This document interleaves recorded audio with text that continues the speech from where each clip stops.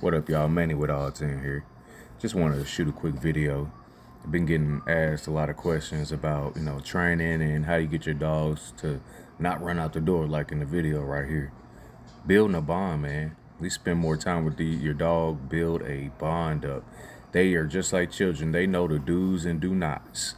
And they know we do not play to run out the door. In this video, you'll see, hey, giving no commands. I'm going to walk to the other end of the garage.